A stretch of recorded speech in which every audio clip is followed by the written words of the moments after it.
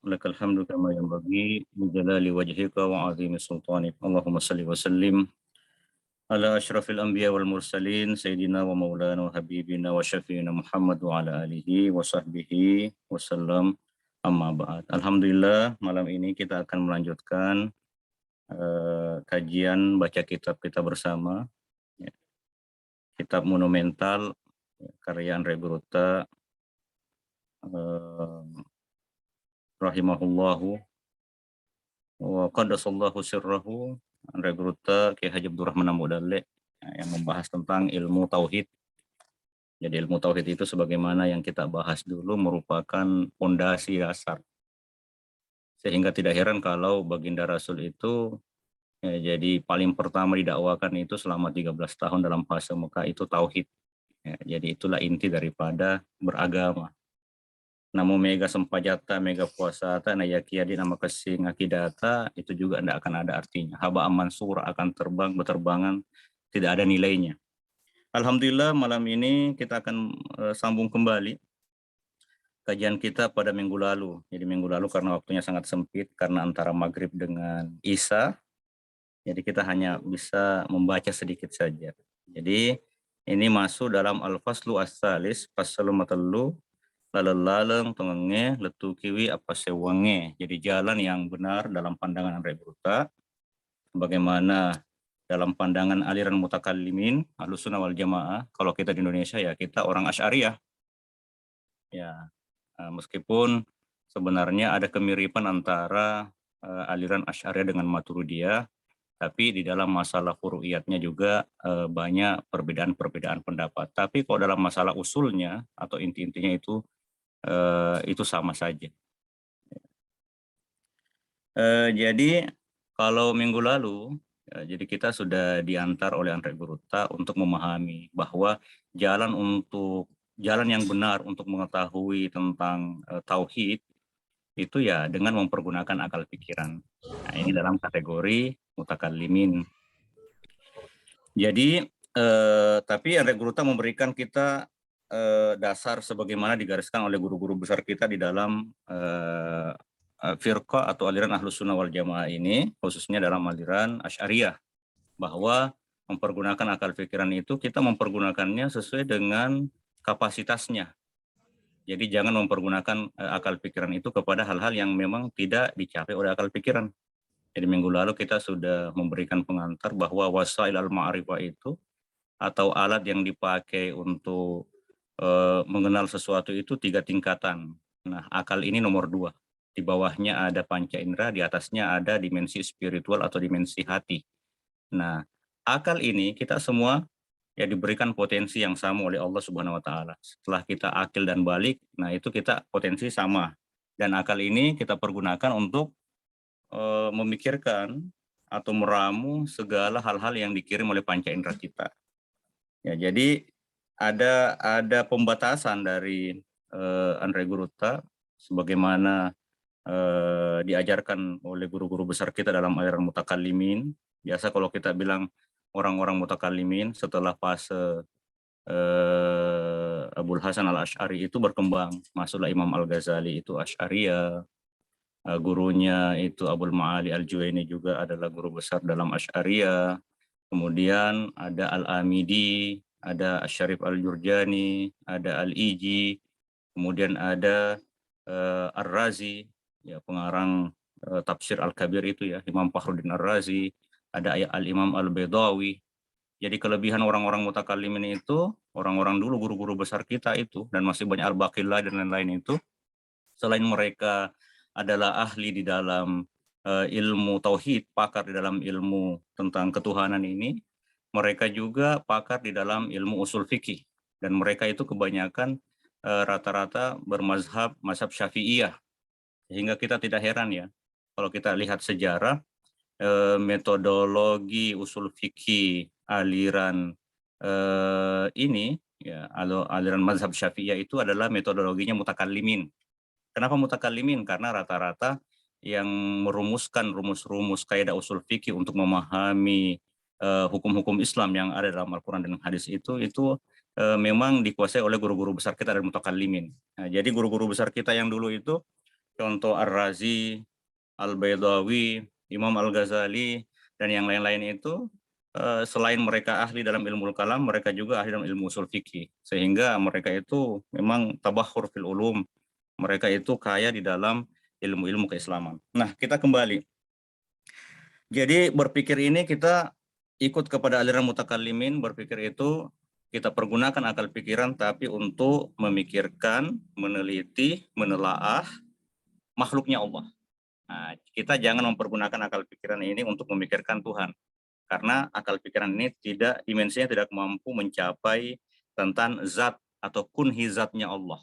Dia hanya mampu mencapai dampak daripada zat dan sifat-sifat Tuhan, yaitu alam semesta ini. Jadi dengan adanya alam semesta ini, inilah dasar yang dipergunakan akal pikiran yang akan membawa kepada satu kesimpulan bahwa tidak mungkin alam semesta ini sempurna adanya, elok, rapi, cantik, kecuali ada Tuhan yang esa, yang maha kuasa, maha sempurna, zatnya, punya wujud, maha sempurna, kudratnya, iradatnya, ilmunya, yang menciptakan alam semesta ini. Nah ini. Oke, sedikit saya kasih pengantar ya. Kalau di zaman-zaman Imam Ar-Razi dulu itu, atau Imam Al-Iji, atau Al-Baydawi, atau Syarif Jurja dan lain-lain, atau At-Tabtazani, mereka itu banyak berdebat dengan aliran filosof Muslim, ya karena aliran filosof Muslim juga pada kala itu, kalau kita lihat kitab-kitabnya, baca kayak di Al-Azhar itu kita belajar Syarhul Mawaqib Al-Iji, kemudian Syarhul Maqasid At-Tabtazani, itu kita banyak membaca perdebatan-perdebatan antara ulama kalam Ahlus Sunnah wal Jamaah Asy'ariyah Maturidiyah dengan para filosof-filosof Muslim. Kenapa demikian? Karena filosof Muslim juga banyak berbicara tentang ketuhanan juga, dan itu banyak sekali perbedaan-perbedaan kalau kita membacanya. Nah, yang jelas para filosof Muslim juga itu mereka berbicara Tuhan, tapi langsung zatnya yang dibahas. Nah, ini bertentangan dengan tuntunan dari Al-Quran dengan Sunnah. Kalau kita mutakalimi itu karena kita tidak semata-mata mempergunakan akal, kita mempergunakan dalil nakli atau dalil Al-Quran dengan hadis, ijma dengan kias, baru setelah itu mempergunakan akal untuk menggali atau menginterpretasikan nilai-nilai dalam Al-Quran dengan Sunnah. Nah, di dalam Al-Quran itu perintah, "Fanduru ma fis samawati wal ardi." Coba lihat apa yang ada di langit dan ada di bumi. Wa fil ardi ayatun lil muqinin wa fi anfusikum afala tubsirun. Di atas permukaan bumi ini itu semuanya tanda-tanda. Bisa kamu lihat, bisa kamu teliti, itu akan menjadi tanda yang akan membawa kamu menjadi orang yang yakin bahwasanya ada Tuhan satu. Wa fi anfusikum, dan di dalam diri kamu juga itu ada potensi diberikan Tuhan, afala tubsirun. Kenapa kamu tidak melihat akan keesaan wujud Allah Subhanahu wa taala. Jadi kalau kita kembali ke dalam Al-Qur'an, memang dalam Al-Qur'an sendiri mengajarkan kepada kita kalau ingin mengenal tentang keesaan Tuhan, mempergunakan akal cukup kembali dengan melihat penciptaan atau hasil ciptaan Allah Subhanahu wa taala. Dan mutakallimin ini itu mempergunakan, sebenarnya dia tidak membuat sesuatu yang baru. Dalam Al-Quran sendiri coba kita kembali ya, dalam surah Al-Anbiya itu ayat 22. Inilah yang nanti menjadi dasar dalil mutakallimin. Ya, kita bahas sedikit Ahlussunnah wal Jamaah ya. Jadi saya sebelum membahas ini, karena yang akan dibahas Andre Guruta ini hanya contoh-contoh di antara daripada penafsirannya mutakallimin nanti. Jadi contoh dalam surah Al-Anbiya itu Allah berfirman, "Lau kana fihima alihatun illallah la fasadata." Jika seandainya di langit dengan di bumi dan segala isinya, fihima, di langit dan di bumi ini, ada Tuhan-Tuhan lain selain Tuhan, selain Allah. Jadi ada Tuhan selain Allah. La fasadata, kalau kita terjemahkan secara letterlet, la fasadata akan hancur. Tapi kalau ditafsirkan, mana la fasadata di sini bukan fasad, bukan hancur, tapi tentu tidak akan ada yang namanya langit dengan bumi. Nah, ini sebenarnya firman Allah dalam surah Al-Anbiya ini sebenarnya mengajarkan kepada kita mempergunakan kaidah akal. Lau kana fihi ma'alihatun illallah la fasadata. Jika seandainya ada Tuhan-Tuhan selain Allah di langit dengan di bumi ini, atau yang memerintah langit dengan bumi, tentu la fasadata, tentu tidak akan berwujud yang namanya langit dengan bumi. Ya. Tapi penglihatan mata kepala kita, pendengaran kita, itu melihat dan mendengar, atau ya melihat saja ya, hawas kita melihat bahwasanya ada langit, ada bumi. Nah, berarti kesimpulannya, berarti tidak ada Tuhan selain Allah. Ini kalau kita kembali kepada ilmu logika atau ilmu mantik, ya kita di Mangkoso, alhamdulillah di pesantren kita itu di Alia itu kita diajarkan ilmu mantik. Nah, saya di Mampeka 3 tahun dulu kita enggak ketemu lagi dengan ilmu mantik. Nanti ketemu ilmu mantik pas kita belajar di Al-Azhar. Jadi tahun 1, tahun 2 usuluddin itu apapun jurusannya karena masih umum kita belajar ilmu mantik. Di sini jadi sebenarnya dalam ayat yang tadi ini sebenarnya kalau kembali kepada kaidah ilmu mantik itu mempergunakan yang namanya qiyas istisnai. Ya, enggak usah terlalu jauh pembahasannya. Jadi qiyas istisnai itu adalah semacam teori penarikan kesimpulan, ya teori berpikir dalam menarik kesimpulan tapi dengan mempergunakan istisnai. Contoh, jadi istisnai itu kalau kita ilmu mantik dia tersusun dari kiasnya itu tersusun dari 2 premis atau 2 kalimat sebagai kerangka di dalam menarik kesimpulan. Premis kubra, laukana fihi ma'alihatun, jika ada Tuhan-Tuhan selain Allah, la fasadata, ini kubra namanya, premis mayor, maka dia tidak akan ada langit dengan bumi. Nah, baru masuk premis minornya, kita tambahkan, ini sudah ditambahkan, tapi itu dalam Al-Quran hanya tersirat. Nanti para guru-guru mutakallimin menyuratkannya, dalam artian memperjelasnya. Lakin as-samawat wal ar maujudah, tapi ada, dalam artian lam yafsada, dalam artian ada. Idzan berarti kita ambil kesimpulan, yaitu lawan daripada premis mayor, berarti lam yujad hunaka alihatun illallah. Nah, jadi inilah sebenarnya. Kalau kita kembali, sebelum kita membaca kitab Meregruta, saya ingin menuntaskan dulu hujjah atau argumen berangkat dari ayat ini. Inilah ayat yang dipergunakan para mutakalimin, diberikan penjelasan lebih panjang. Makanya mutakalimin itu memberikan satu rumus. La wujuda ilahani qadiran, jika seandainya ada 2 Tuhan saja, sama-sama punya sifat kuasa yang sempurna. Berangkat dari iradat keinginan yang sempurna dan berangkat dari ala wifqi ilmihi, ada dua-duanya Tuhan ini punya ilmu yang sempurna. Tentu nanti lam yujad syai'un minal mumkinat, tentu tidak akan ada yang namanya makhluk langit dengan bumi dan segala isinya. Kenapa? Listilzamihi ahadu al-muhalain, karena listilzamihi ahad al-muhalain, karena dengan adanya 2 Tuhan itu akan mengantar kepada 2 hal yang mustahil. Yang pertama, imma wuku makdur baina qadirain. Ada satu makhluk ini terikat dengan keinginan dan kekuasaan 2 Tuhan. Contoh, satu Tuhannya mau mengadakan, yang satu Tuhan tadi karena sama kuasanya, kita menganggap sama kekuasaannya, sama kudratnya, sama iradatnya, sama ilmunya, sama-sama sempurna. Satu mau mengadakan, satu tidak mau mengadakan, pasti dia akan terjadi apa? Ijtima'an naqidain, akan berkumpul 2 hal yang bertolak belakang, dan itu mustahil secara akal. Satu mau mengadakan, satu tidak mengadakan. Inilah makna fasadata. Atau kita memberikan kalau bahasa Arabnya nufrid atau ifrat, memberikan kemungkinan. Anggaplah hanya satu Tuhan saja yang keinginannya ada. Kalau begitu berarti kita akan sampai masuk ke dalam kaidah mustahil at-tarjih bila murajjih. Kenapa kita mengokekan yang satu Tuhan sementara yang lain tidak? Mana hal yang mentarjih atau menguatkan harus ini yang jadi, dan yang mentarjih bahwa harus ini yang tidak jadi. Nah, inilah diantara beberapa kaidah para kaum mutakallimin Asy'ariyah yang membahas tentang cara mempergunakan akal. Saya kira itu aja dulu untuk pembahasan dari kaidah mutakallim ini. Pembahasannya panjang. Saya hanya kasih pengantarnya tadi biar kita bisa lebih paham, oh begini cara berpikir kaum mutakallimin, dan ini landasannya berangkat dari ayat Al-Qur'an sendiri. Oke, kita langsung membaca ya. Jadi di sini langsung kalau di buku yang saya pegang ini dia di halaman 32. Nah, contoh.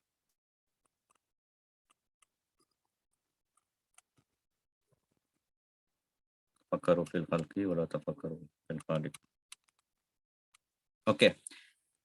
Majepu kami nama cawe nama cakak laleng rio lama pikiri atau mapikiri kianar itu ancajingan naleta. Nah, kita diajarkan sama guru kita sekarang. Sebenarnya kalau kita mau tahu dengan mempergunakan sama dengan metodologi yang dipakai mutakallimin tadi, berangkat dari ayat tadi, bahwa saya tidak mungkin ada 2 Tuhan, mustahil adanya. Nah, jalan yang paling dekat dan paling jelas yang kita pakai untuk mempergunakan akal pikiran kita itu yaitu mentadaburi, meneliti, ancajingan aleta. Proses penciptaan diri kita saja dulu. Nggak usah jauh-jauh keluar dulu. Kembali ke diri kita saja. Baru kita kembali kepada proses penciptaan diri kita itu sudah banyak sekali hal-hal yang luar biasa yang tidak mampu dicapai oleh akal pikiran kita. Nama madaim mua rimula ancajingeta. Cukup katanya kita berbicara atau meneliti asal mula penciptaan diri kita atau manusia. Jadi kalau kita baca maka defuangi surah At-Tariq ayat 5 letu 6. Allah berfirman dalam surah At-Tariq ayat 5 sampai 6. Falyanzuril insanu mimma khulika mimma indafik. Ya, ini coba. Hendaklah betuanganna tanro laloi api kiri kita we fole kegi rifancaji itu fole riwayat tak bonci manni. Coba lihat falyanzuril insanu mimma khulik. Hendaklah manusia kalau mau tahu tentang kekuasaan Tuhan dan tadi kembali bahwasanya Tuhan itu hanya ada satu saja yang maha kuasa, mustahil ada dua, karena kalau ada dua pasti tidak akan ada alam semesta sebagaimana tadi ayat dan kaidah mutakallimin. Hendaklah manusia melihat, mengamati dia dicipta dari mana. Khulika mimma indafik. Kita ini semua tercipta dari air mani yang terpancar. Coba lihat. Jadi ripanca jadi itu peri wae tak bonci mani. Itu kan luar biasa ya. Baru berpikir saja, wah kita ini dari air mani, kok bisa sampai sekarang ini khalqan akhar, menjadi manusia yang kuat, padahal berawal dari mimma immahin, berasal dari air yang mahin. Mahin itu bisa diterjemahkan dua. Mahin dia hina, kenapa hina? Karena dia keluar lewat saluran kencing. Ya. Kemudian mahin bisa diartikan lemah. Coba lihat air mani itu kan tidak ada orang kalau terbuang, tidak ada perhatian ke situ kan. Coba lihat. Kalau kita sambung ayat ini, falyanzuril insanu mimma khulika mimma indafik yakhruju min baini sulbi wat tara'ib. Kita tambahkan ayat dari potongan yang dikutip oleh Gurutta. Itu air mani itu yakhruju min baini as-sulbi wat tara'ib. Keluar dari antara tulang sulbi atau tulang punggung dan tulang dada.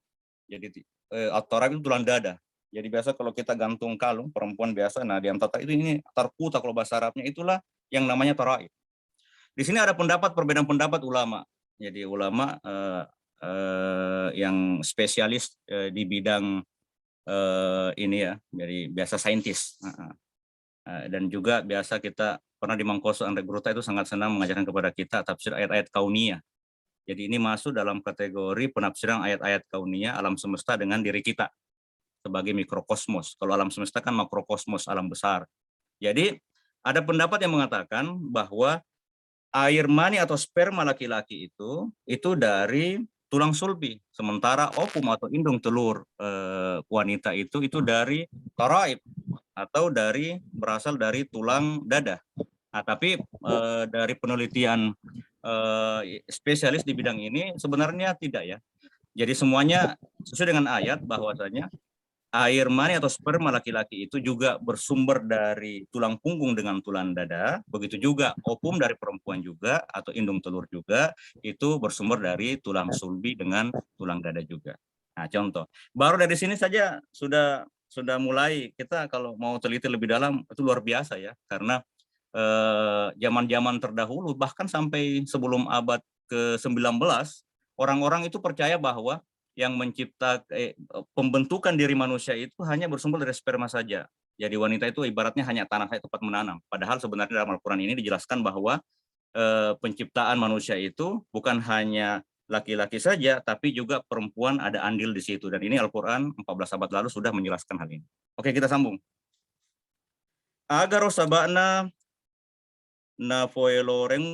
nafoelorengi fuange refikiri ki apolengenna ancajengenna tawe. Apa sebab sehingga Tuhan itu memberikan kepada kita apa yang diinginkan Tuhan. Kenapa Allah memerintahkan kepada kita untuk memikirkan proses penciptaan manusia. Ya narito sarakuamengi narajepui agar kita bisa paham nasi bawai tentuam mas dan yakin dengan sepenuh hati dengan melihat proses penciptaan manusia ini, itu nanti kita akan sampai kepada kesimpulan asuku kena akwasana ulena, sampai kepada bahwa Allah itu punya kamalul al-qudrah, jadi punya sifat kudrat yang sempurna. Dan nia atemu-temunna isna, kemudian punya ilmu yang muhit, meliputi. At-teruna akelokna to pancajengi manie laudara juku buku ura oli dan yatopa rilan nair itu. Kemudian nanti kita akan bisa sampai kepada kesimpulan at-teruna akelokna, bahwasanya irada Tuhan itu pasti jadi. Yang menciptakan air mani itu, yang merubah menjadi darah, segumpal darah, lalu segumpal darah dirubah menjadi sekerat daging dirubah menjadi buku tulang. Lalu di sini bahasanya ante guru taura, kalau dalam bahasa Al-Quran yang akan kita baca itu sebenarnya teke, ya daging ya. Jadi tulang itu setelah jadi tulang tadi dibungkus menjadi daging lagi. Kemudian ada lagi daging ini dibungkus menjadi kulit lagi, kulit luar. Dan niato dan lain-lain, sining nasusungnya anca jengenna tawe, kalau kita kembali kepada proses penciptaan manusia. Okay. Nah, rimun rifurana na ripetui asuku kena atau panca jengi tawe, setelah kita sampai kepada keyakinan bahwa kudrat Allah itu sangat sempurna, yang menciptakan manusia dari setitik air mani. Nah, weresiki kesempatan pikiriku ini garo si tengah-tengahna ia pancajengi. Lalu Allah memberikan kepada kita lagi untuk berpikir lagi, mengolah pikiran lagi setelah air mani tadi itu ada. Nah, siapa yang menciptakan itu? Rialena garo tawe, apakah orang itu sendiri menciptakan? Mustahil kan? Ya, air mani, masa air mani sendiri menciptakan dirinya merubah? Sama dengan kaum-kaum Wujudiyah itu, Soren Kierkegaard dan Heidegger dan lain-lain, itu kan pemahaman yang salah. Ale negara tawe ya rega inang emakna atau ibunya. Nah, mustahil juga. Iya kan? Ya rega nafuang Allah Ta'ala atau Allah yang menciptakan. Jadi maka refuange resur al-waqi'ah ayat 50 arwalat 50 asyara. Allah berfirman dalam surah al-waqi'ah, afara'aitum ma tumnun. Tidakkah kalian lihat dari air mani yang engkau pancarkan? Antum takhluqunahu am nahnul khaliqun, apakah kalian yang menciptakan air mani itu atau kami yang menciptakan? Betuana pada muita tu menang mani mupata boloe ikoga pancajiwir itu tahu ya rega. Nah iya pancajiwir. Sebelum kita jauh di sini sebenarnya kita diperjelas di sini ya. Di sini ada beberapa rahasia dari Al-Quran. Dan ini kalau kepada teman-teman yang spesialis di bidang tafsir, dia akan lebih paham. Coba lihat, matum nun, di saat Allah mengatakan mani yang engkau pancarkan, dan ada dikaitkan dengan takhlukun, ini memberikan penjelasan kepada kita, dan ini juga setelah kajian abad sekarang ini, para saintis atau ahli biologi, kenapa dikatakan bahwasanya yang membentuk orang itu menjadi laki-laki dengan perempuan itu yang prosesnya sebenarnya laki-laki. Kenapa? Karena kromosom perempuan itu dia hanya XX saja. Jadi dia hanya bentuknya XX saja. Nah, itu istilahnya. Sementara laki-laki itu dia mengirim dari sperma itu, kadang dia kirim ada X, ada Y. Nah, kalau X-nya laki-laki ketemu X-nya perempuan, jadilah perempuan. Nah, kalau Y-nya laki-laki ketemu X-nya perempuan, wanita, jadilah dia menjadi laki-laki. Nah, dari sini kita bisa melihat bahwasanya yang memberikan pengaruh penciptaan laki-laki dengan perempuan itu yang berpengaruh adalah laki-laki. Makanya di sini dalam Al-Quran dikatakan tumnun, ya, yang kalian pancarkan. Jadi seakan-akan memang meskipun ada andilnya indung telur untuk dibuahi oleh sperma, tapi tetap yang punya andil paling besar dalam pembentukan itu adalah air mani yang dipancarkan oleh laki-laki. Oke, kita lanjut ya. Matentu napetu ini akal letak. Akhirnya akal kita bisa memutuskan. Nasi bawai tentuan masa dan kita masuk ke hati kita dan kita menjadi yakin. Remaja punna tania idi tania inang emak tak, bukan kita, bukan ibu kita. Pancajiwi manie tahu yang menciptakan air mani itu menjadi manusia. De abata-bata ngena wangemi ale-alena. Tidak ada keraguan bahwa yang menciptakan air mani merubah dalam banyak proses, itu dalam atwar itu, nanti akan kita baca, itu semata-mata adalah hasil karya atau ciptaan Allah Subhanahu wa taala. Karena deva sewa tahu misengi, sampai sekarang belum ada orang yang punya pengetahuan, mulai yang punya kemampuan pancajui manielo darah. Coba kita ada air mani. Belum ada sampai sekarang itu, sejauh setinggi apapun ilmunya, sedalam apapun ilmunya, seluas apapun ilmunya, itu mampu atau sudah punya penelitian mampu merubah air mani itu menjadi darah, darah menjadi juku, menjadi sekerat daging, daging lalu berubah menjadi tulang, lalu tulang dibungkus dengan kulit, adalah urat nanti situ, dan ada oli dibungkus dengan kulit lagi. Jadi daging dibungkus kulit. Dan nia bulu-bulu atau baru nanti ada bulu-bulu, dan itulah salah satu keistimewaan kekuasaan Tuhan kenapa dikasih bulu, karena itu nanti tempatnya keringat dan lain-lain. Gangkana napas susungan natapa mancaji tahu. Akhirnya bersusunan tadi itu sehingga menjadi manusia. Mau nih masang kamuna acana riaseng. Ada orang pintar, malu apa disengena, ilmunya luas, malamu pahana, pemahamannya sangat mendalam, matandre nama taja pikirna, ya cerdas orangnya, pamina yereng persorang, meskipun pintar, meskipun cerdas, meskipun luas ilmunya, belum ada sampai sekarang yang mampu merubah itu. Jadi tentu nih Allah Ta'ala miadalina pancajwir itu, sehingga dari sini kita bisa ambil kesimpulan bahwa yang menciptakan air mani, merubah air mani dalam banyak proses sehingga terakhir menjadi manusia sama dengan kita sekarang itu hanya semata-mata hak kuasa Allah Subhanahu wa taala. Nah, sekarang kita akan baca ayatnya yang mengantarkan tentang proses penciptaan manusia. Makade puangnya di surah Al-Mu'minun ayat 10:2 letu 10:4. Allah berfirman dalam surah Al-Mu'minun ayat 12 sampai ayat ke-14.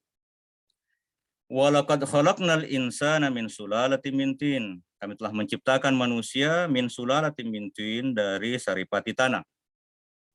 Ya, kita terjemahkan aja dulu, baru nanti kita kembali menggali sedikit.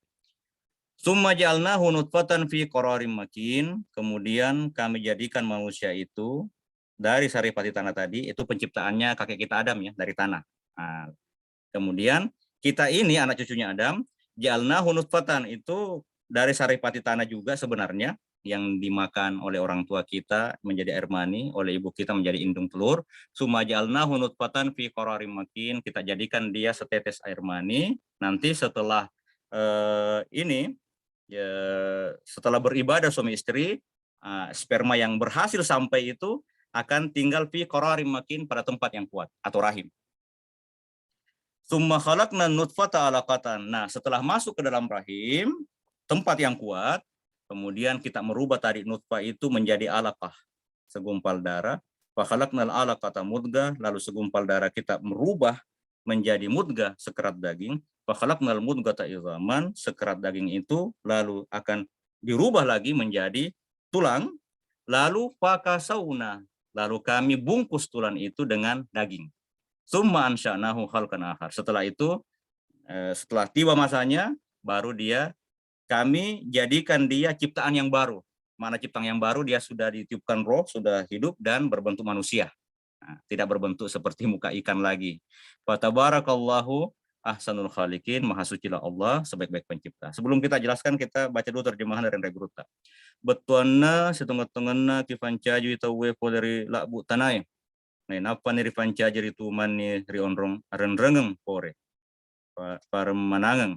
Nah, apa nih rifancaji mani darah si teke, na rifancaji si darah si teke we juku si rete, nah rifancaji si juku si rete buku, na rifancaji si ritu buku we juku alusu lolong oli.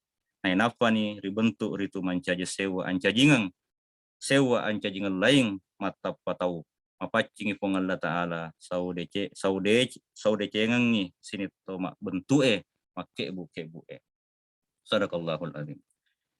Sebelum kita lanjut ya, karena inti pembahasannya sebenarnya di sini. Jadi tadi Andre Bursa mengatakan, jadi proses dari pasal ini, kalau mau melihat kekuasaan dan keesaan Tuhan, kembali kepada alam semesta dan kembali kepada manusia. Nah, cukup bisa dijadikan sampel, kita lihat penciptaan diri kita saja dan proses penciptaannya. Dengan meneliti proses penciptaan kita, kita akan sampai kepada kesimpulan bahwa ada Tuhan yang Maha Kuasa dan Tuhan yang esa satu-satunya, tidak ada Tuhan selainnya. Oke, kita kembali. Walaqad khalaqnal insana min sulalatin min tin. Jadi kalau kita bahas at-tin, kenapa dikatakan tin? Tin itu adalah campuran dari tanah dengan air. Jadi proses awalnya itu manusia turab, ya kan? Turab keras dia. Kapan dia lembut? Kalau dikasih air. Kalau tanah bercampur air menjadi tin namanya. Nah, contoh kalau orang biasa buat guci-guci atau porselin kan, nanti bercampur tanah liatnya bercampur dengan air. Nah, itulah namanya tin. Kalau cuma tanah saja namanya turab. Nah, ini penciptaan kakek kita Adam. Tapi sebenarnya kita juga, kalau kita runut kembali, karena dari proses makan ya, jadi makan kita kan omnivora, kita makan tumbuh-tumbuhan, kita juga memakan hewan yang halal. Nanti sampai kepada ini proses bahwa juga nanti akan kembali kepada tanah juga. Nah, jadi meskipun kakek kita ada dari tanah, kita juga sebenarnya dari saripati tanah, dari makanan yang dimakan orang tua kita dan atau dari makanan yang kita makan, konsumsi.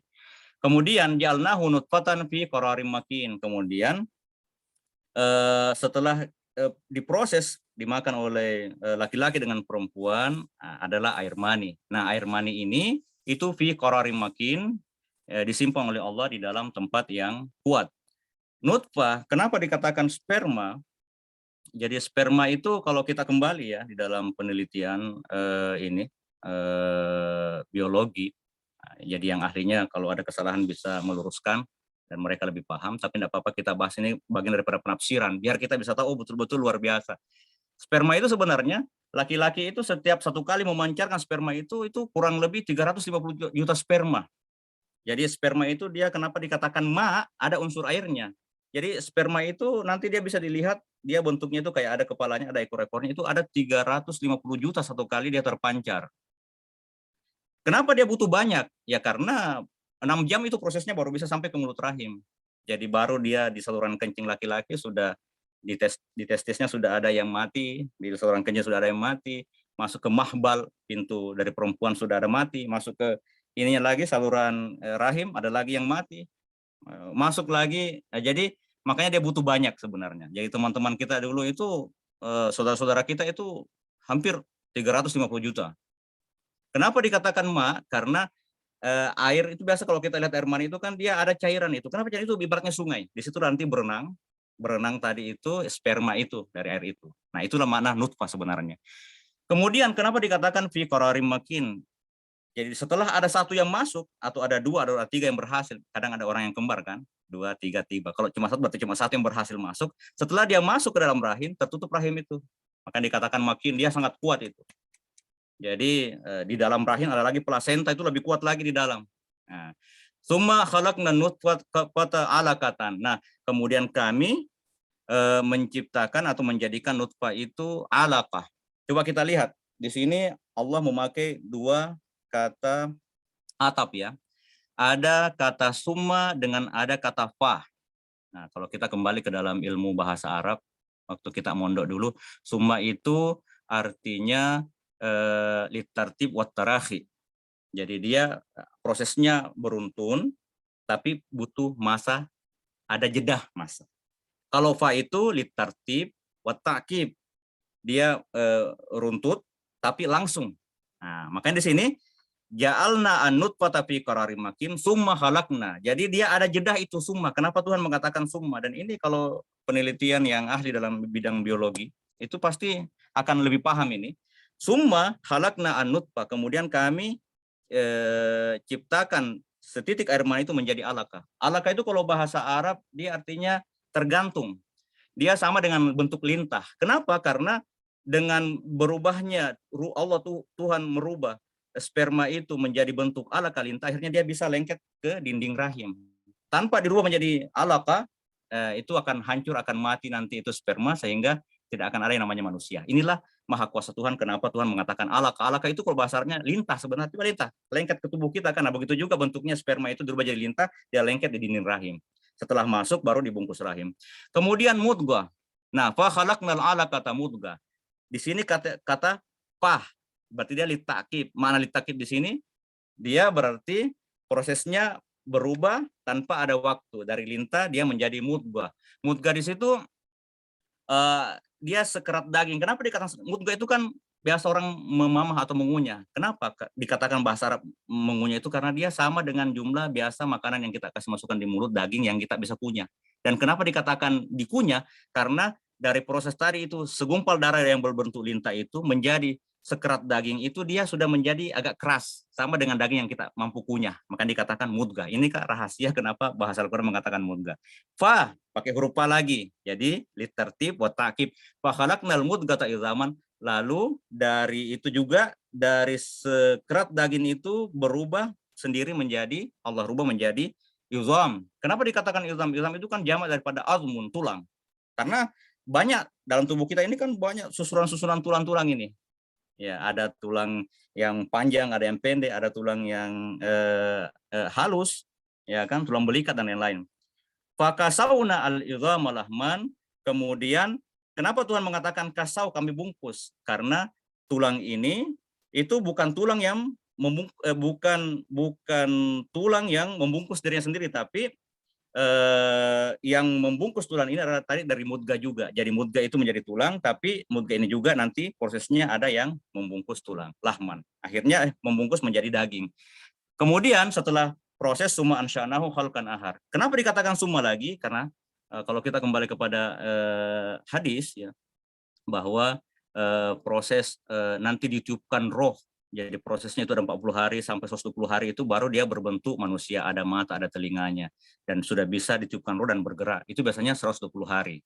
Nah, dari sini dikatakan summa. Jadi tadi prosesnya lama di situ. Dari air mani menjadi terbungkus daging dan bentuknya belum berbentuk manusia, belum ada kelaminnya laki-laki dan perempuan.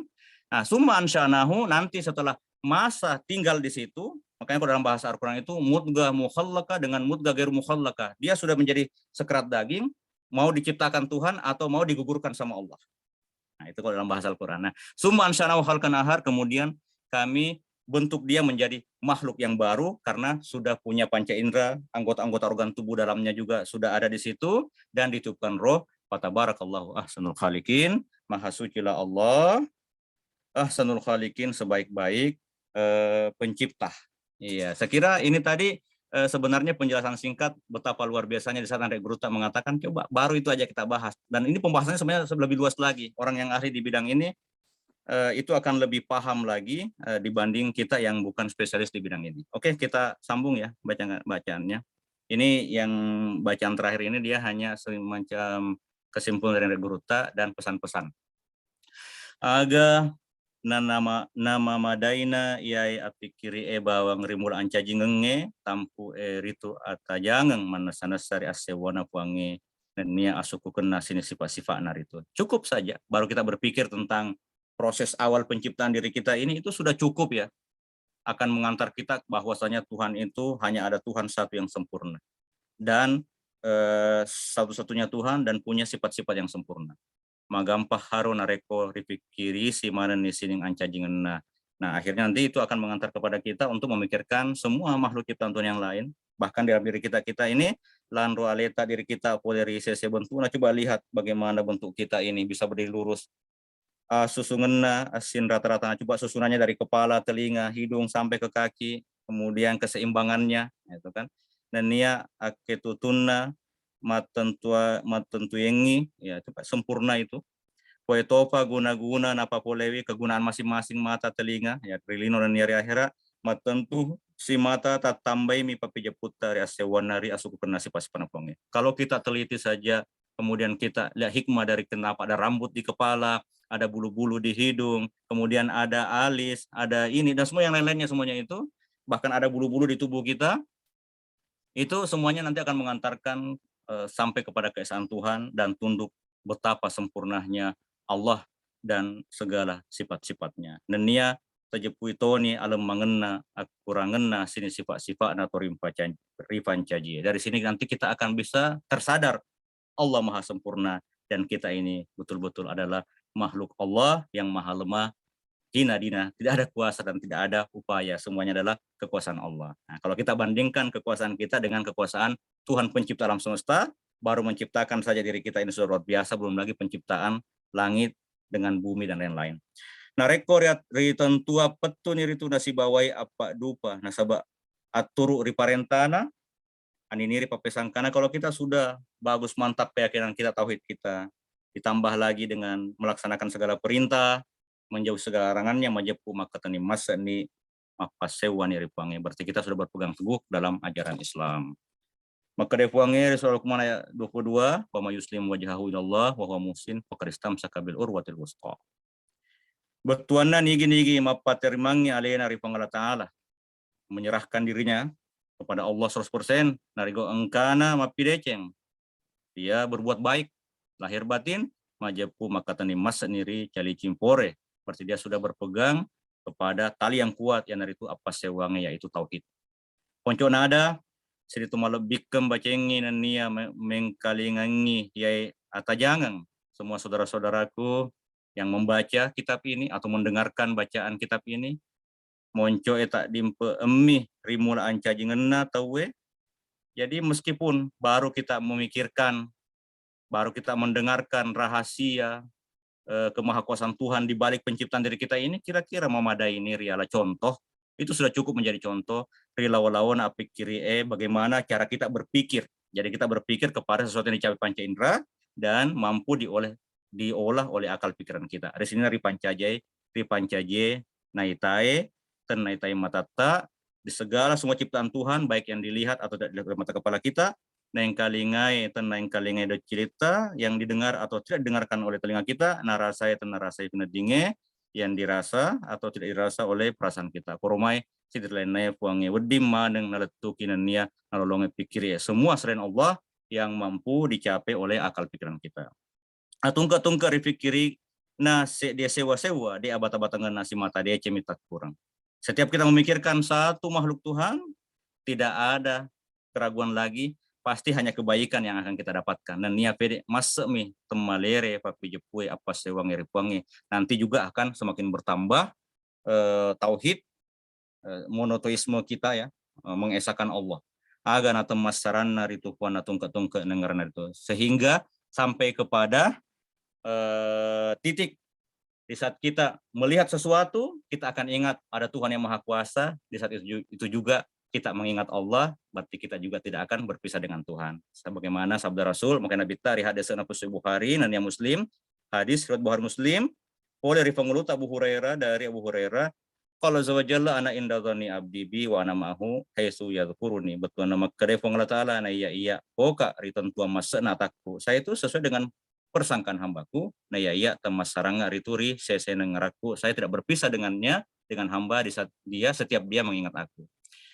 Jadi penutup, narima kuana naro napatu-patuga kinabita reakule-kulengi pakasingi kafange. Ya Nabi senantiasa mewanti-wanti kita, mengajarkan kepada kita, memberikan kepada kita nasihat, wasiat untuk memperbaiki husnuzan, jadi persangka baik kepada Allah. Persekiwi tentuange, rifuange, perbaiki keyakinan kita kepada Allah, turut pada toh hari hadis al-Qusay Muslim, sama dengan hadis yang diriwayatkan oleh Imam Muslim, oleh pengeluta Jabir dari Sayyidina Jabir, radhiyallahu anhu, maka Nabi ta la yamutan ahadukum illa wa huwa yuhsinu dzanna billahi subhanahu. Betuana ajak lalu nama mate, salah sewa, jangan ada mati, sangadina, napa kesingi pi kafanna, kecuali dia berhusnuzan kepada Allah, tentuan diperbaiki keyakinannya ripange melebihi nama tanri Allah azza wa jalla. Allahumma nama muare puange si mata naturwaki, semoga Allah senantiasa memberikan kepada kita petunjuk, apa pujuru ya tikeng, kemudian hati kita ya dibersihkan dan yang atajangi akalata, diberikan kecerdasan pikiran, apa sehat pikiran kita juga menjadi sehat, si mata-mata juga risining lalu madacenge senantiasa diberikan taufik oleh Allah untuk sampai kepada jalan-jalan yang benar. Amin ya rabbal alamin. Saya kira cukup demikian baca kitab kita malam ini. Tanapur mak barakai. Hadanallahu wa iyyakum ajmain. Assalamualaikum warahmatullahi wabarakatuh. Waalaikumsalam warahmatullahi wabarakatuh. Alhamdulillah. Betul sikit pergi capak na al-faslul salif. Riai wani pura antara ni alaina gerota kajian di Muhammad dan tadi. Insyaallah Paimeng di waktu minggu Paimeng, insyaallah Paterugi Ri Al-Faslu Tuabi. Baik para hadirin dan hadirat yang hadirin irewani barakaeng. Pengurus dari Tamanang, jika ada hal-hal yang ingin didiskusikan atau diperjelas atau selain daripada itu, kami persilahkan dengan hormat untuk berinteraksi langsung dengan Arena Geruta, baik melalui interaksi langsung maupun melalui chat. Silahkan, dengan hormat kami persilahkan.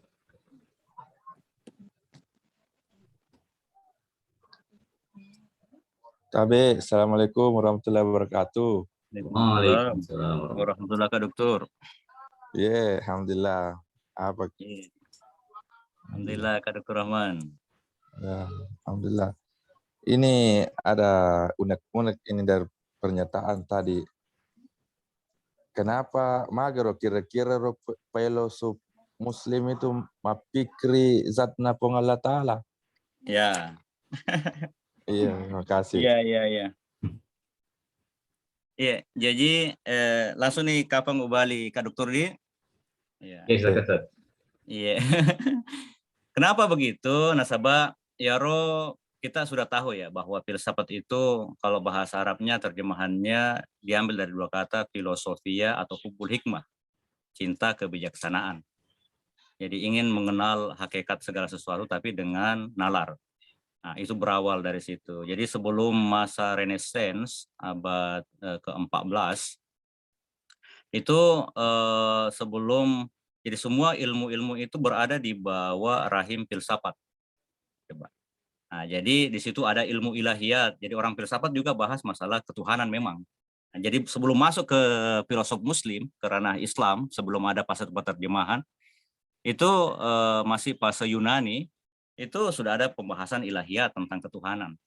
Kalau kita bahas itu, mereka itu mengatakan yang menciptakan itu sifat ilmu. Nah, kalau kita mutakalimin, tidak mungkin ilmu yang menciptakan. Yang menciptakan itu sifat kudrat, tapi sesuai dengan iradat Tuhan dan ala wafki ilmihi dan sesuai dengan ilmunya Allah. Nah, ini beda sudah cara berpikir. Jadi kalau Ibnu Sina itu dia bilang mengatakan karena dia juga mengikut kepada Aristoteles yang mengatakan bahwa yang menciptakan itu adalah sifat ilmu. Nah, jadi tidak dibedakan.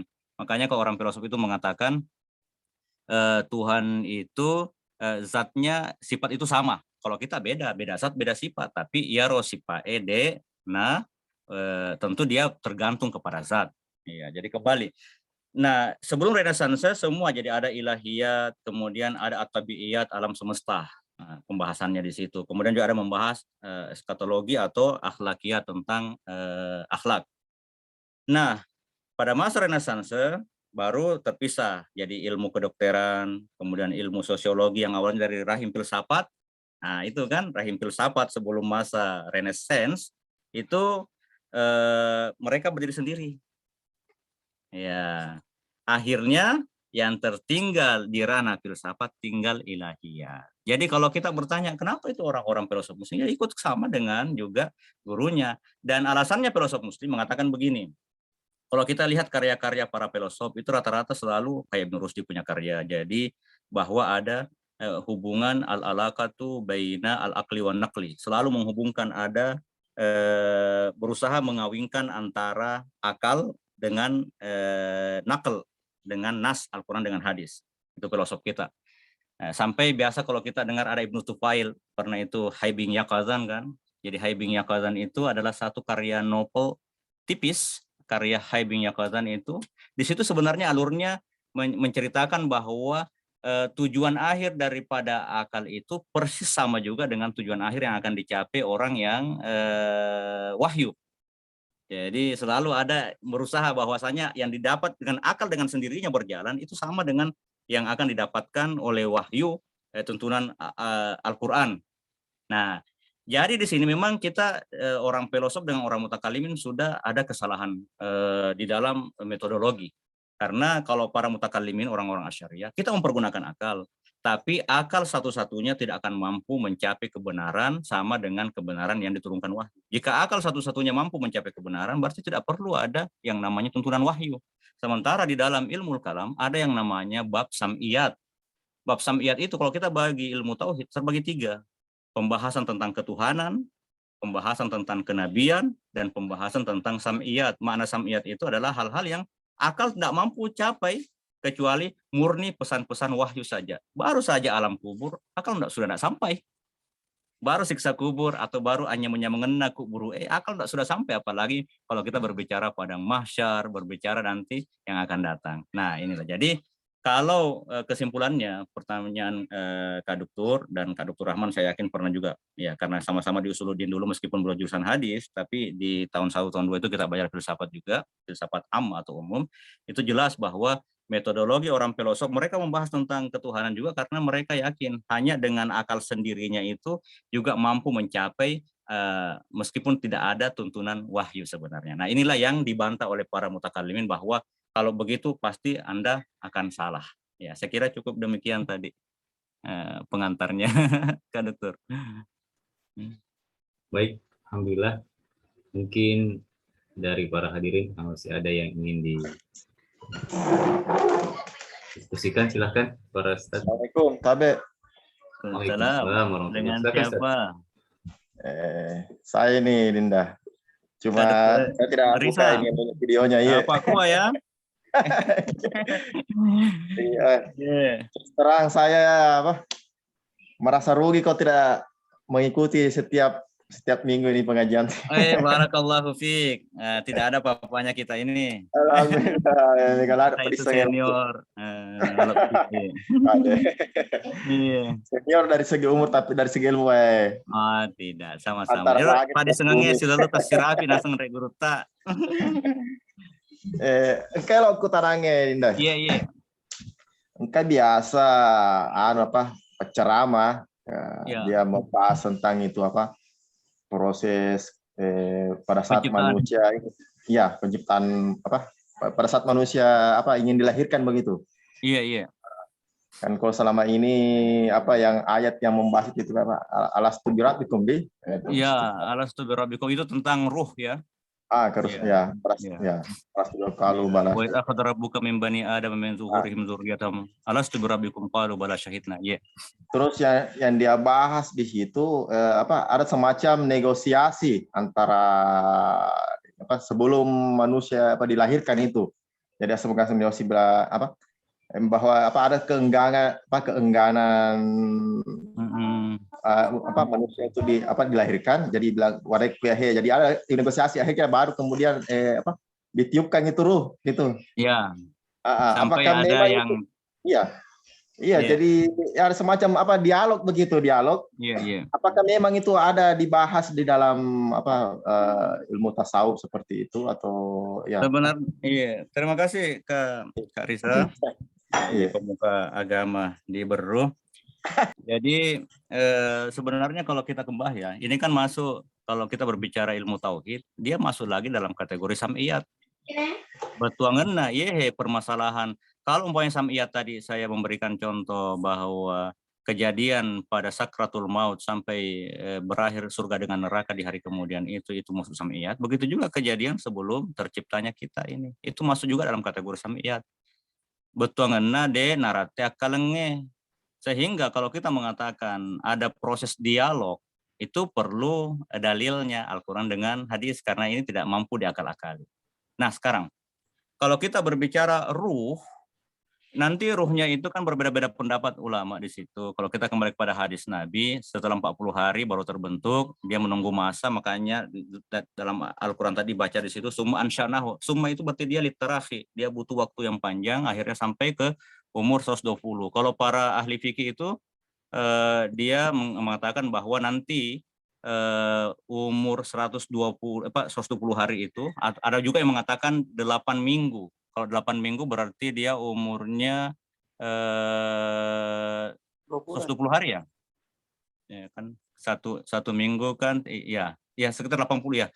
8 minggu itu atau 120 hari pada masa itu baru ada malaikat diutus sama Tuhan. untuk meniupkan ruh. Ditentukanlah 4. Nah, dan ini kita bisa yakini karena itu murni dari tuturan Rasulullah. Jadi rezekinya, kemudian ajalnya, kemudian nanti apakah ini neraka atau surga, bahagia atau tidak. Nah, iya, jadi situ.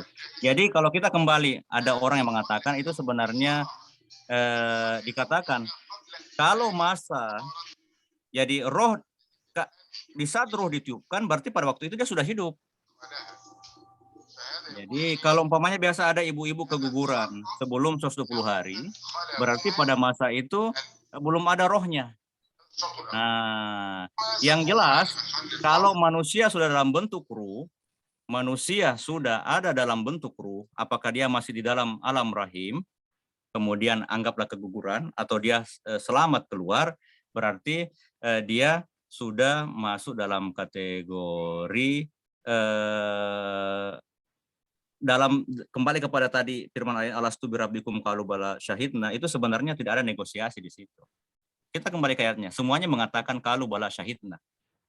Jadi semua roh di situ, wa id akhadha rabbuka min bani adam min zuhurihim dzurriyyatahum wa asyhadahum ala anfusihim wa asyhadahum ala anfusihim alastu birabbikum qalu. Ini kan qalu semuanya bala syahidna. Berarti semua ruh tanpa kecuali. Meskipun dia kafir nanti di dunia, semuanya kita di situ, semuanya bersaksi. Tidak ada di situ pengecualian. Adapun yang baru setelah ditiupkan ruh, nanti dianggap dia manusia kalau sudah ada ruhnya. Makanya biasa itu kalau biasa ada orang pukul perutnya orang, kemudian dilihat apakah sudah ada nyawa atau tidak. Nah, gitu kan. Atau ada orang menggugurkan, kok sudah ada nyawa berarti dia harus kena diat juga, bayar denda itu. Nah, jadi itu kalau kita kembali kepada pembahasan ilmu fikihnya. Nah, sekarang kita kembali. Jadi di dalam pembahasan itu tidak ada dasarnya sebenarnya yang mengatakan itu negosiasi. Tidak ada negosiasi di situ. Tapi di saat ada manusia, dia baru ditiupkan ruh, baru meninggal, sudah gerak-gerak kan, baru meninggal. Kalau belum ditiupkan ruh, baru meninggal. Kalau belum ditiupkan ruh, baru meninggal, berarti belum dianggap sebagai manusia. Iya, baru janin namanya. Nanti dianggap sebagai manusia karena nanti ditiupkan ruh itu kalau sudah sempurna tubuhnya manusia, bentuk fisiknya dan anggota-anggota tubuh dalamnya, hatinya, limpanya, ginjalnya, ususnya, baru ditiupkan ruh. Nah, kalau sudah sempurna, berarti kembali ke sini saya kasih kesimpulan saja bahwa tidak ada negosiasi. Kalaupun dia gugur meninggal di saat dalam perut setelah ditiupkan ruh, itu kembali kepada hak kuasa Tuhan. Karena ya di dalam Al-Qur'an yang jelas ya, Allahu ya'lamu ma tahmilu kullu unsa wa ma tagul arhamu wa ma tasdad. Jadi Allah yang tahu di situ yang dikandung semua perempuan atau yang digugurkan Tuhan atau yang bertambah nanti janinnya menjadi besar. Alimul ghaibil kabirul muta'al, alimul ghaib wasyahadatil kabirul muta'al. Allah Maha Kuasa, mengetahui yang gaib, yang nyata, kemudian Al-Kabir, Maha Besar dan Maha meninggikan diri. Jadi kembali berbicara masalah agama, khusus kalau masalah sam'iyat, kita harus kembali kepada nas Al-Quran dengan hadis. Adapun kalau pembahasan masalah Tuhan atau pembahasan masalah nubuat, selain kita kembali kepada masalah kembali kepada dasar Al-Quran dengan hadis, kita juga bisa mempergunakan akal. Karena untuk sampai kepada keagungan Tuhan dalam tuturan Al-Quran sendiri kita diajarkan, lihatlah alam semesta, lihatlah dirimu, pasti kamu akan sampai kepada Tuhan yang Maha Esa. Ya, saya kira mungkin cukup demikian Kak Risa ya. Iya, makasih banyak. Mungkin kurang memuaskan, tapi itulah tadi kesimpulannya. Jadi dia masuk dalam kategori sambiat. Tidak ada negosiasi di situ. Baik, Alhamdulillah. Ini Kabe ada pertanyaan di chat dari Marsukianto. Ya. Assalamualaikum Puang, permisi mau menanyakan apa makna dari perkataan Allah Subhanahu wa taala ketika manusia akan diciptakan, malaikat mengatakan, "Mengapa engkau ciptakan manusia yang akan menimbulkan kerusakan di muka bumi?" Ya, ataj'alu fiha ma yufsidu fiha wa yasfiku Saya dima wa Allah nahnu tahu apa yang tidak engkau ketahui. Mohon penjelasannya, Puang. Ya, silakan. Jadi sebenarnya ini bukan komplain dari malaikat ya. Jadi bukan komplain. Jadi karena malaikat itu ibadun mukramun, kita harus paham dulu. Malaikat itu adalah hamba yang mulia, Jadi yusabbihuna al-laila wan nahara la yastasirun. Mereka itu senantiasa bertasbih saja sama Tuhan siang malam dan mereka tidak pernah bosan. Nah, ini keistimewaan malaikat. Jadi kita harus paham dulu, jadi malaikat itu dia suci. Nah, kalau seakan-akan di sini bahwa malaikat komplain. Oh, tidak komplain sebenarnya. Jadi saat malaikat di awal surah Al-Baqarah itu, wa qala rabbuka lil malaikati inni ja'ilun fil ardi khalifah. Qalu ataj'alu fiha ma yufsidu fiha wa yasfiku dima wa nahnu nusabbihu bihamdika wa nuqaddisu lak. Qala inni a'lamu ma la ta'lamun. Jadi ingatlah di saat Allah berfirman kepada malaikat, saya mau ciptakan di muka bumi ini ada makhluk yang menjadi khalifah saya, mengganti saya. Nah, malaikat sebenarnya di sini bukan komplain, tapi mempertanyakan bahwa ataj'alu fiha ma yufsidu fiha, apa hikmah? Jadi mempertanyakan hikmah sebenarnya. Jangan sampai nanti akan menciptakan sama dengan Abul Jan, nenek moyangnya jin yang di bumi hanguskan sama iblis sebelum menjadi setan. Karena iblis dulu itu kan ahli ibadah sebenarnya, sehingga dia diangkat derajatnya selevel dengan malaikat. Nah, itu jadi iblis. Jadi iblis dulu ada namanya nenek moyangnya dulu jin di sini, itu juga mereka hanya yusfikud dima, menumpahkan darah. Apalagi Tuhan malaikat juga tahu bahwa nanti manusia ini akan diberikan dia nafsu. Dengan adanya hawa nafsu ini beda dengan malaikat. Malaikat tidak punya hawa nafsu. Adanya hawa nafsu inilah ya sehingga kadang kita gontok-gontokan yusfikud dima, saling menumpahkan darah. Nah, jadi Tuhan hanya memberikan ini a'lamu ma la ta'lamun, saya lebih tahu daripada apa yang kalian tahu. Nanti sampai kepada itu tadi. Jadi wa 'allama Adam al-asma'a kullaha summa aradahum al-malaikati. Kemudian Allah mengajarkan kepada Adam semua nama-nama. Kalau dalam penafsiran Isyari nama-nama bukan nama sebenarnya, tapi makna di sini asma, efek guna daripada semua makhluk-makhluk yang ada di muka bumi ini. Contoh air gunanya begini, api gunanya membakar, air bisa mematikan api, angin gunanya begini. Itu tumbuhan ini nih gunanya. Itu jadi al-asma di sini maknanya fungsi daripada semua ini. Nah, itu diantara penafsiran daripada al-asma. Jadi akhirnya Tuhan nanya, coba kamu apa ini? Jangankan saja fungsinya atau kegunaannya, namanya saja malaikat pada waktu tidak tahu karena memang tugasnya berbeda. Nah, inilah sebenarnya sehingga manusia itu dikatakan khalifah karena kita ini ada hadis ya, bahkan di Bukhari, tapi beda-beda penafsirannya ulama. Jadi khulika Adam ala suratir rahman, ini potongan dari idza qatala ahadukum ahahu falyajtanib alwajha. Kalau ada orang berkelahi, jangan pukul mukanya saudaramu atau tampil, nggak boleh ya. Karena khulika Adam ala suratir rahman, Allah menciptakan Adam ala surah. Kalau terjemahan Arab surah itu muka. Nah, tapi biar lebih halus, karena Tuhan itu tidak ada yang serupa, jadi maknanya di sini citra Tuhan. Mana citra Tuhan? Adam itu atau kita ini punya sifat-sifat, kita memiliki sifat-sifatnya Tuhan. Tapi sifat-sifat kita ini tidak sesempurna sifat Tuhan, ada batasnya. Contoh, Tuhan melihat, kita juga melihat, tapi penglihatan Tuhan tidak ada penghalangnya. Kalau kita ada batasnya. Tuhan mendengar, kita juga mendengar. Tuhan punya iradat, kita juga punya iradat. Nah, inilah makna suratir Rahman. Jadi Tuhan punya ilmu, kita juga punya ilmu, tapi ilmunya Tuhan beda dengan ilmu kita. Nah, inilah contoh makna khalifah. Kenapa khalifah? Karena dengan potensi sifat-sifat yang mirip sifat-sifat Tuhan, meskipun tidak sesempurna dengan sifat-sifat kesempurnaan Allah, itulah kita layak menggandeng atau mengemban satu predikat sebagai khalifah karena kita bisa ada kekuasaan untuk berkreasi, untuk bercipta, untuk berpikir, untuk memimpin.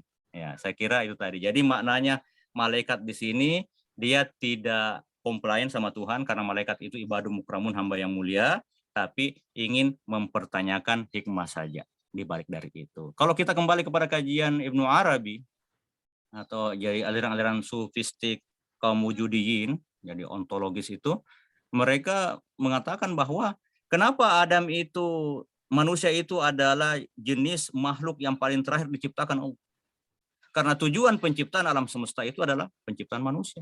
Makanya khalaqalakum ma fil ardi jami'an dalam Al-Qur'an itu. Allah menciptakan seluruh di atas bumi ini adalah untuk kepada manusia. Wasakhara syamsa wal qamar, ditundukkan langit, matahari, bulan, tundukkan langit, bumi, lautan, semuanya untuk berkhidmat kepada manusia. Iya, jadi sebenarnya tujuan penciptaan alam semesta tujuannya adalah untuk menciptakan manusia. Dan tujuan manusia diciptakan adalah untuk liya'budun, adalah untuk menyembah kepada Allah. Jadi, dan puncak daripada manusia itu ada terdiri dari dirinya baginda Rasul Sallallahu Alaihi Wasallam. Jadi puncak penciptaan sebenarnya adalah untuk terwujudnya manusia yang paling sempurna, insan kamil, baginda Rasul Sallallahu Alaihi Wasallam. Saya kira cukup demikian ya, Yanto ya, itu bisa. Iya. Baik, alhamdulillah. Jika masih ada hal lain, mau silahkan dipertanyakan atau diperjelas. Kami persilahkan kepada para hadirin.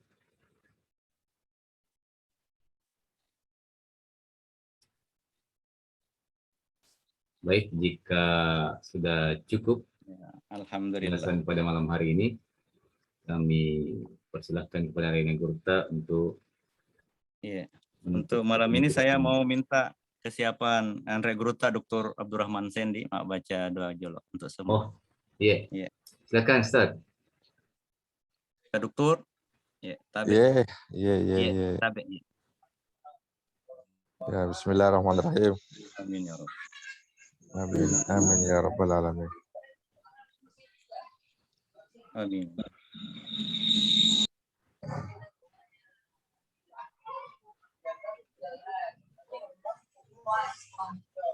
Halo. Iya, silakan Ustaz, silakan. Halo, iya.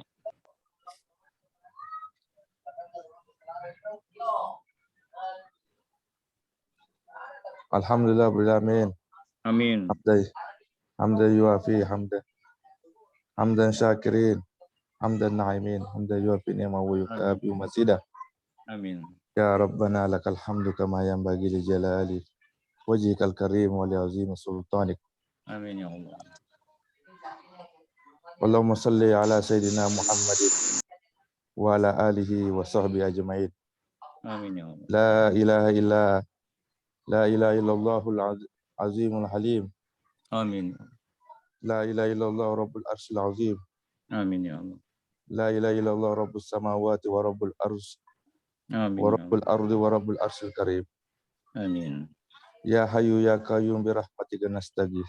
Amin ya Allah. La ilaha illa anta subhanaka inna kunna minaz zalimin. Amin ya Allah. Allahumma inna nas'aluka bi asma'ikal azim Amin. wa bi asma'ikal husna kulliha Amin. ma 'alimna minha wa ma lam na'lam. Amin. Antarzuqna ilman nafi'a Amin.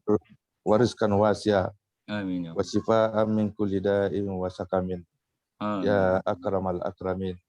Amin. Allahumma ja'al jam'ata darid da'wa wal irsyad Amin ya Allah. jami'an mubarakan wa jami'atan muwaffaqatan Amin. li takhrijil ulama'il qanitin Amin. wa du'a'il muqnitin wal Amin. muhibbin mukhlisin Amin. wa ja'alha manaran arikan lil ulumil islamiyah Amin ya wa Allah. qal'atan ma'muratan lil ma'arifis sakafiyah wa masdaran asilan Amin. bisyara'il diniyah bimin haji ahli sunnah wal jamaah ya dzal jalali wal ikram.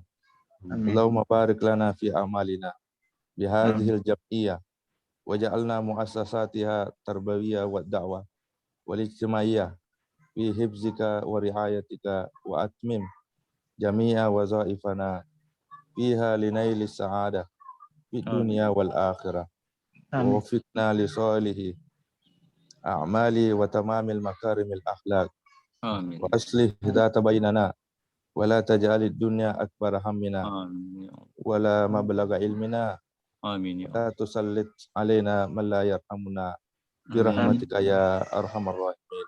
Amin. Allahumma saddid wa ayyid dawlata Indonesia ila Amin ya dawlatin mubarakatin fit taqaddumi wal amni was salama Allah. Amin ya Allah. wa sa'ira biladil muslimin ya Amin. hannanu ya mannan.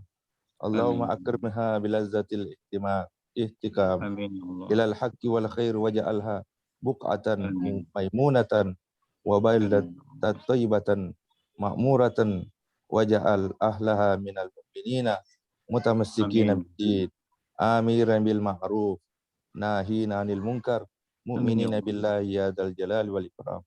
Amin. Rabbana atina min ladunka rahmatan wa hayyi lana min amrina rasyada. Rabbana atina fid dunya hasanah wa fil akhirati hasanah wa qina adzabannar. Wa sallallahumma ala sayyidina Muhammadin wa ala alihi wa sahbihi wa sallim warzuqna kamalal mutabati lau zahiran wa batinan fi afiyatin wa salamatin bi rahmatika ya arhamar rahimin. Taqabbal du'ana bi sirril Fatihah. Amin ya rabbal alamin. Alhamdulillah. Alhamdulillah. Ya, terima kasih banyak semua ya Deng, semua yang juga partisipan yang hadir ya, tanah penuh berkat. Terima kasih banyak ya. Lebih kurangnya mohon dimaafkan ya. Mas Iman apa tadi? Iya, Ustaz. Iya. Assalamualaikum warahmatullahi wabarakatuh. Waalaikumsalam warahmatullahi wabarakatuh. Kami sampaikan terima kasih kepada para hadirin dan kami informasikan bahwa insya Allah besok malam kita akan melanjutkan kajian Sunnah wal Jamaah oleh Alena Andri Kurta, Ketua Umum PBDDI, Ustaz Dr. Syamsul Bahri Andi Galugo. Ada Isya 20.00 waktu Indonesia Tengah, insya Allah. Baik, terima kasih banyak. Assalamualaikum warahmatullahi wabarakatuh. Waalaikumsalam warahmatullahi wabarakatuh.